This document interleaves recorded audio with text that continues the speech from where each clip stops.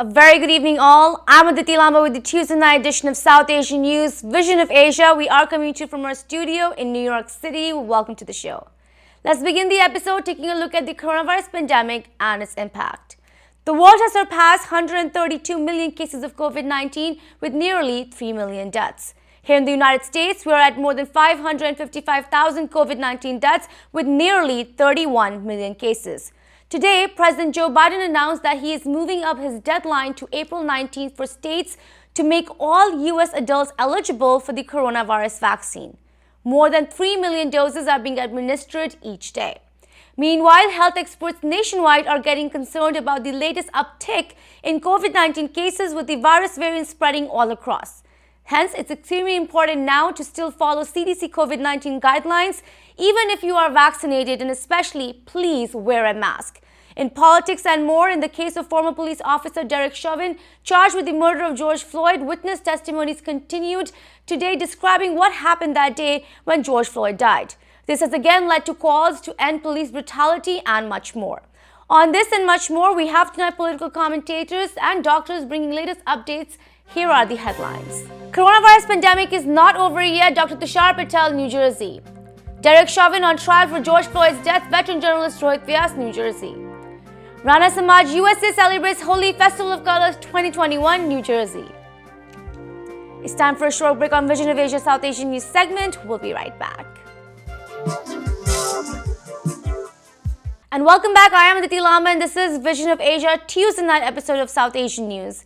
Let's take a look at coronavirus updates and measures. Highly contagious COVID-19 variants from the UK, South Africa and Brazil are now spreading across the nation, which is concerning health experts who fear that there will be another surge of COVID-19 cases in the coming weeks. Health officials are also saying that young people are currently driving the latest uptick in COVID-19 cases as the country races to vaccinate most of its adult population. On vaccines, more than 206 million doses have been distributed and more than 167 million doses of COVID-19 vaccine have been administered. States across the nation are now opening up vaccine eligibility to speed up the vaccination program. Today, New York and Maryland joined 16 other states who have now opened up eligibility to those who are 16 years or older. Federally funded vaccination centers are also continuing to pop up to help ramp up these efforts. More on this and the impact of COVID-19 variants on vaccine effectiveness. Earlier today, we spoke with ITV Gold's health expert, Dr. Tushar Patel. Stating COVID is not over, here is Dr. Tushar Patel. I'm looking at some numbers that are coming in today. We're at more than 30 million cases. We're actually nearing 31 million cases in this country, and we're at 555,000 deaths. Experts are right now worried about these COVID-19 variants that are spreading across all 50 states of the U.S. This is happening while we're doing the vaccine program as well. My question to you is, are we vaccinating fast enough? Or are we going to have another surge due to these variants? So, Aditi, the first thing first, we are going in the right direction for the vaccination inoculation. However, the UK variant B117 is more contagious, and like you say, now in every state in the USA. As of today, we have more than 15,000 cases of this new variant. So close to 80,000 people are getting infected every single day. 7-day average is 64,000 cases a day. So whatever we are doing with the vaccination, we must continue to do that, but we need to control the infection as well. President Biden today announced that he wants to make all adults eligible by April 19th, which is, he is now making it before his last deadline, which was May 1st. Do you think that will help with the spread of the variants? So that will help. There is some good news and some bad news I want to share. Right now, as of right now, we are 167 million doses administered. That is total of 19% fully vaccinated, 32% at least one dose. There are 33 states in this country are offering vaccination to 16 and older. That is a good news. But the bad news is about 75% of age 65 and above and 75 and above are only 75% are getting the vaccine. Only 44% between 50 and 64 are vaccinated. So that is where we need to increase the number. I know opening it to the younger population is a good thing. However, the older age population, 65 and above with a pre-existing condition, we must vaccinate them 100%. So are you trying to say that we are still not meeting supply and demand? Right now, supply and demand is also a huge challenge. The few other challenges we have right now is the vaccination hesitancy. A lot of people in some states are hesitant to take the vaccine. There are some discouraged people in this country who are frustrated with the system. We need to find those people. We need to find those minority population, people with color population. We need to ensure that we inoculate them, we vaccinate them in a rate the average American people are getting. In order to do that, we must reach out to those individuals. We need to find those people above 65, people with color and minority population. Then we'll see some difference. And these variants you just mentioned, Dr. Patel, I'd like to discuss about them a little bit more. Are these vaccines fully effective against, these coronavirus variants? How is it looking like when you're looking at the UK, the South African, the Brazilian one, and also the one in New York? So the Pfizer and Moderna vaccine were developed before this variant came. Right. Luckily, J&J came after the clinical trials happened in September. So in my opinion, J&J vaccine is much more effective than the other two for the variants. However, there is no vaccine is foolproof. We must ensure that we follow the public health guidance and we must do whatever we need to do to fight this pandemic.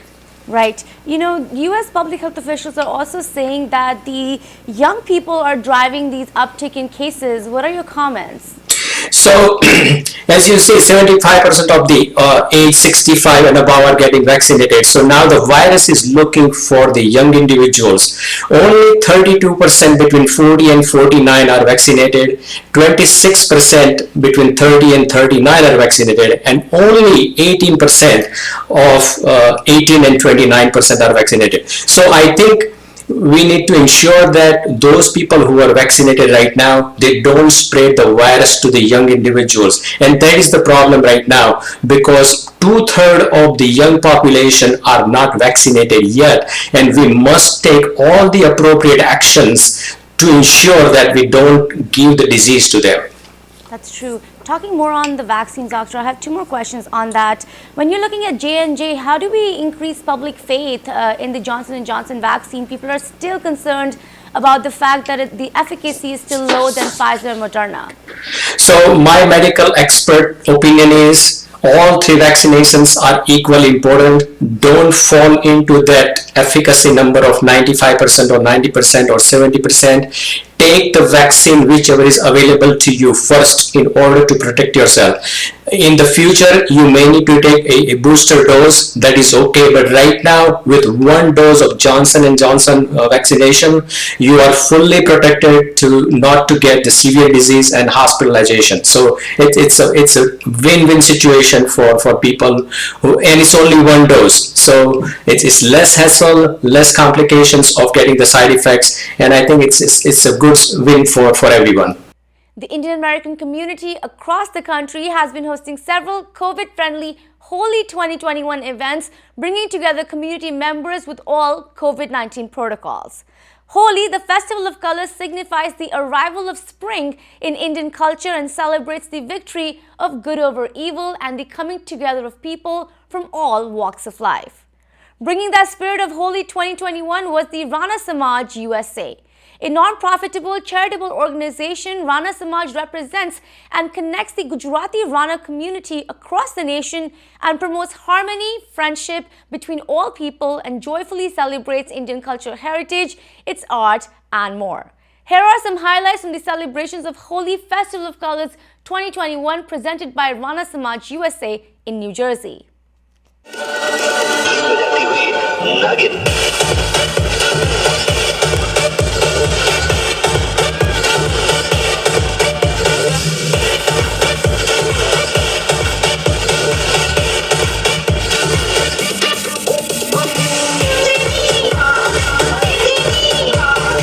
Hi, my name is Rana. I'm the president of Rana Samaj.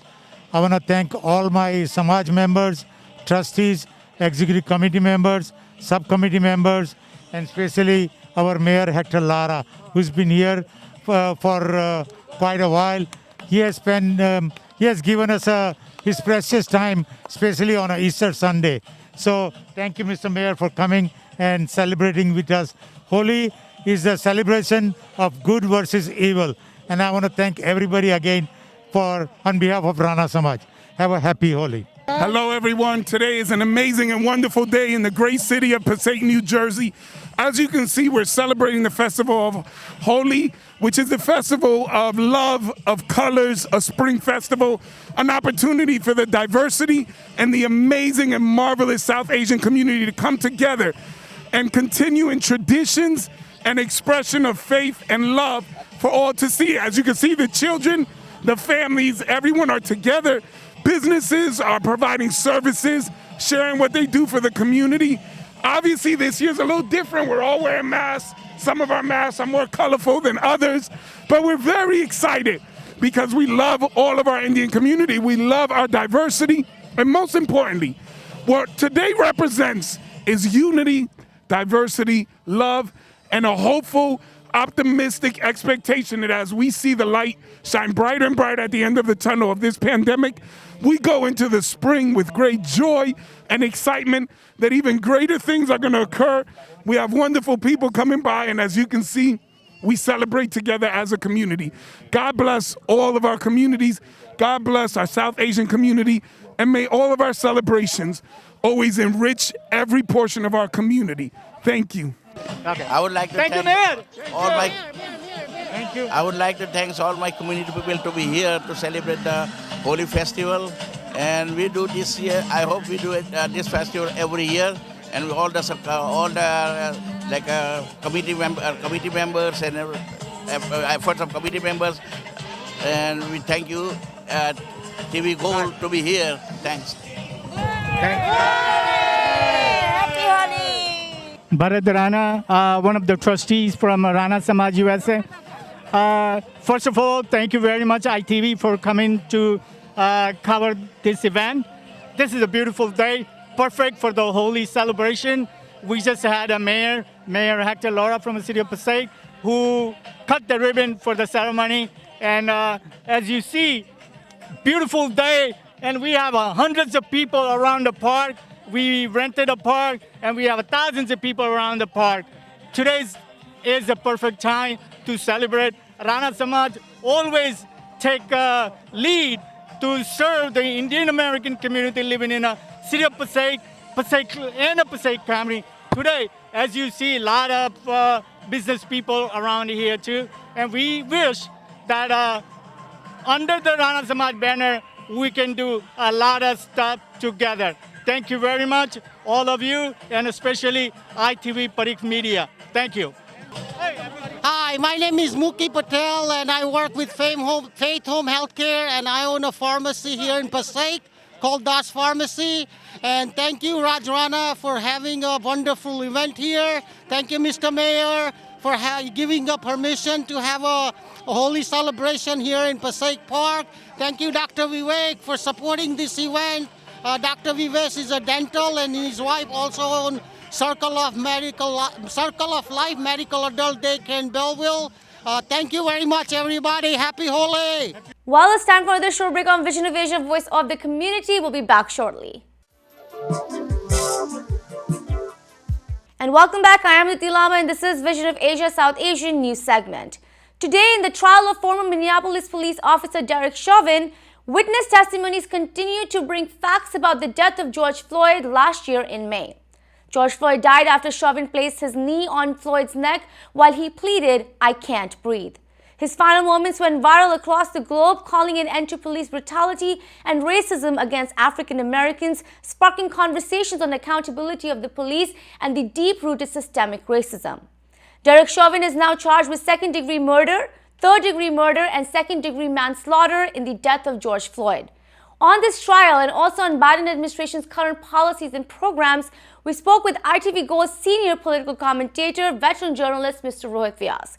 Here's what Mr. Vyas shared with us. The first question deals with the biggest news that's concerning the nation, across the nation right now, the trial of Derek Chauvin.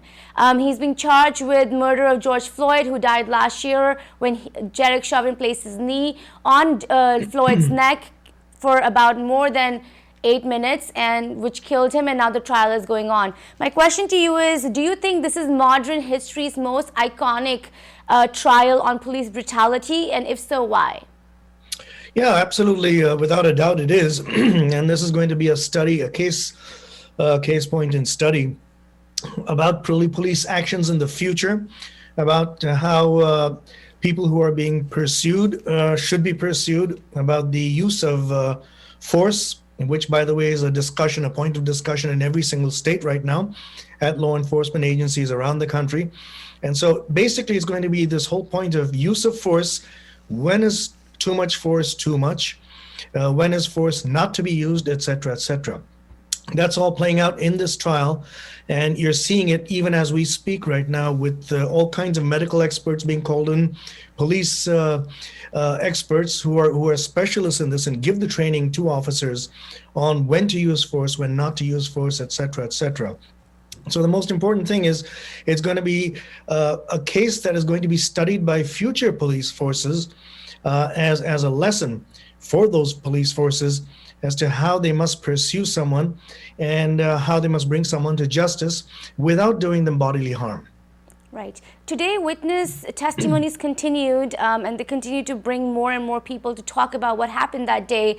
What are some of your key takeaways? And before you answer that, what are you feeling about the fact that the defense is trying to show a different motive behind, how George Floyd died?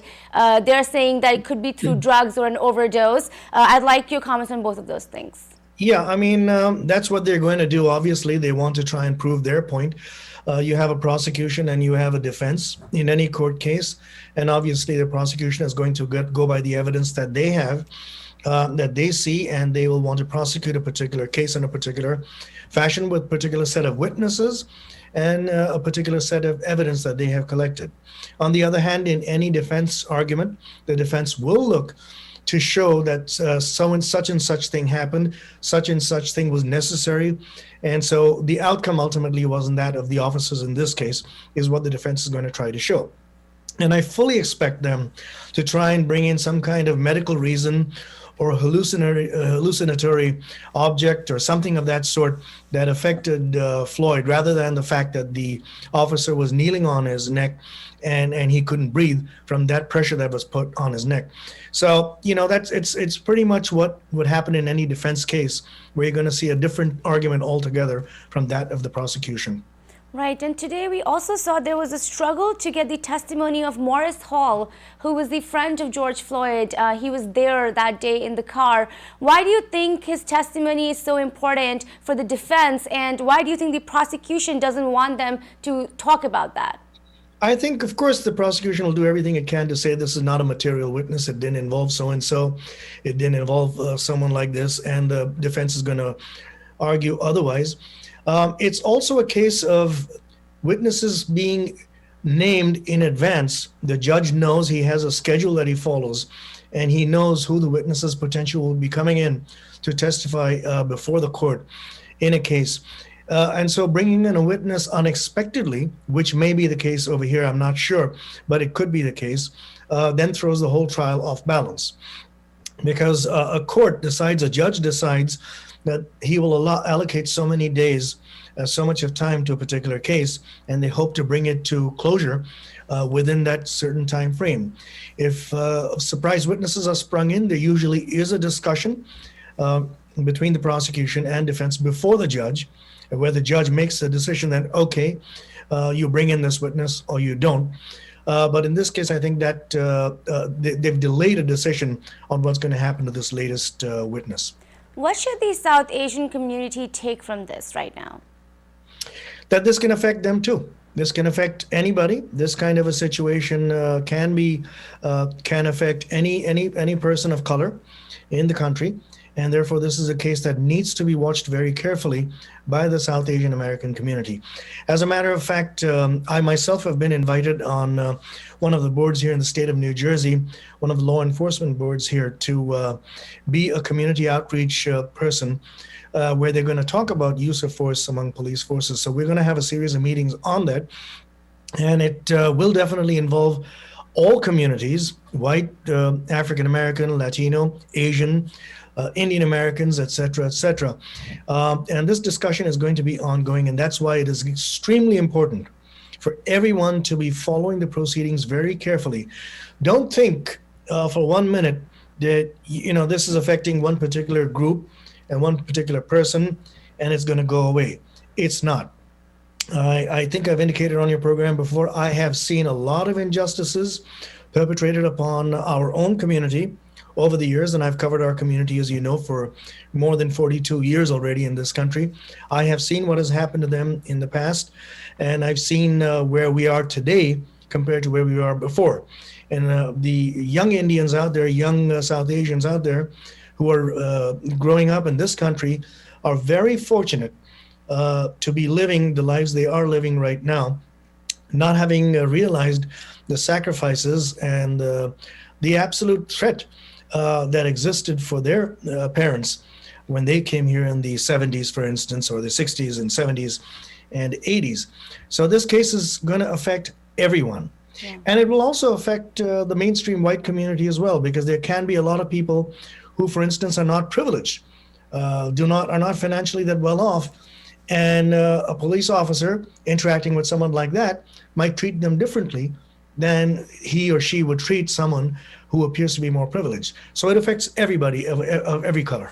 Right. Let's just hope that justice is served over here. What a trial that we're following. Let's move on now. I have a couple of questions in regards to what's happening politically, especially with the Biden administration. Let's take a look at this $2 trillion infrastructure budget that President Biden has introduced. He has said that this will rebuild infrastructure in the country and reshape the economy. I would love for you to give a comment on that, and also, how has our economy been so far? The economy, apparently, from all the figures we are seeing and what I'm watching as you are watching and what everybody else is watching, including the so-called economic experts out there, it seems to be booming. The stock market is doing very well. Banks are another issue. There was a big hit taken by Credit Suisse recently when one of the big companies, basically folded, and Credit Suisse had to take a $4.7 billion, I believe, hit. So that's a huge loss in the economy. The economy has been doing well, other than abrasive measures such as those, or an aberration such as that has occurred. The economy seems to be doing well. The economy seems to be getting fuel now too, the U.S. economy in particular. A lot of people and economists seem to be losing sight of the fact that is precisely because of the $1.9 trillion COVID relief package that was passed by the House of Representatives and the Senate, and the one that was initiated by President Biden, that is leading to this fueling of a spur in the economy. Well, this wraps up our show for the night. Please send us your suggestions and get your voices and organizations on our show. Email us on events@itvgold.com or follow us on Facebook at itvgold. You can also subscribe to our YouTube channel for free access to many of our popular shows. Thank you for joining us tonight from Queens, New York. This is Vision of Asia, and I am Aditi Lamba. Take care and be well.